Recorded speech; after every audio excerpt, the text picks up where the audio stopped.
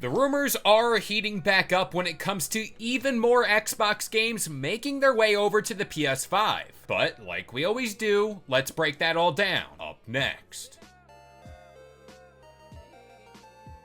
What's going on, guys? It's Kalo, and I'm here to give you the lowdown on all things gaming. And if you're new here, feel free to subscribe to this channel for weekly video game news content. Drop a like on the video, and welcome to the Level Up. Alrighty, it's time to kind of tackle this story that just rears its ugly head every other month, and it's Xbox going multi-platform. So recently, Xbox has adapted this multi-platform strategy, and I think it's safe to say it's been working pretty damn well for them, especially in recent months. Games like Grounded, Fallout 76, and Sea of Thieves have all really found major success on other platforms. And quite honestly, I don't think that's a problem by any means. Now, I brought up those three games specifically because they are live service games, and those games need a constant flow of players, new and old, returning to the game to keep them afloat, and they've been doing just that. I also want to be clear, I get that seeing some of Xbox's biggest IPs on competitor platforms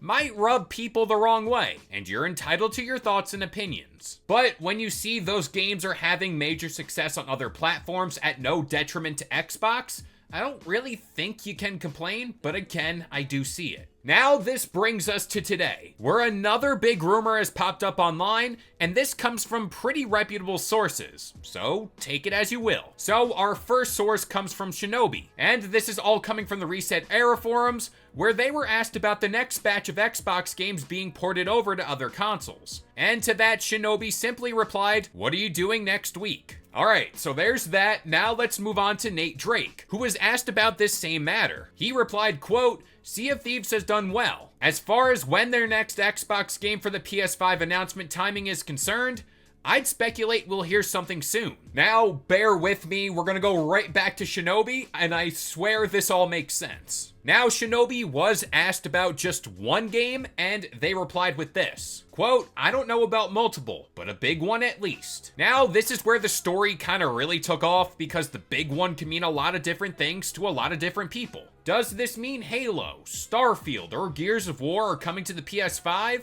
Well, maybe not, but honestly, at this point, who knows? I don't think the big one means that entirely, because after a lot of people were left to their own thoughts on this matter, the cards all kind of fell in favor of Forza Horizon 5.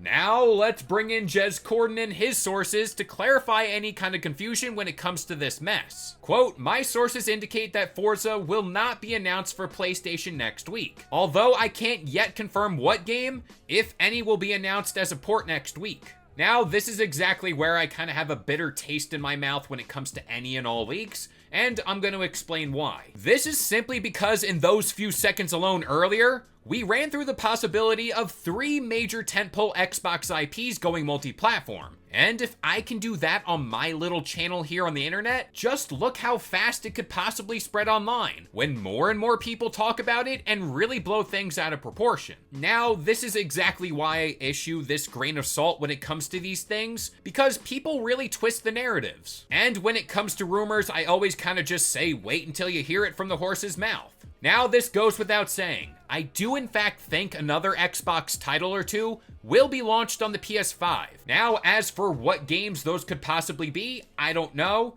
It seems to be trending in those live service games, so maybe those are a few. We're gonna talk about that later. Vague comments made by leakers really stir the pot online. And when it comes to Xbox's multi-platform strategy, that's already a volatile situation on its own. So these rumors stoke the flames even more when there could be, and I mean to stress the word could be, nothing to worry about just yet. Now, since we're stoking the flames already, I want to throw my picks out there for what games we could see on the PS5. And I want to stress the point, there's no backing to any of these games. Simply my dumb mouth spewing some information that I want to share with you guys. First up, I think a fun game would be Flight Simulator, only for the fact while it's not my cup of tea, there really isn't too much to lose on that front by putting a game like that out there. Next up is a game I've been enjoying maybe just a little too much as of late, and I think that's Age of Empires. I don't know, it's just kind of this RTS game that I think could do well out there. And finally, I look to State of Decay 2 as a game that could find new life on the PlayStation 5. which could then drum up interest for the game's next big entry, which, might I add, is an Xbox console exclusive.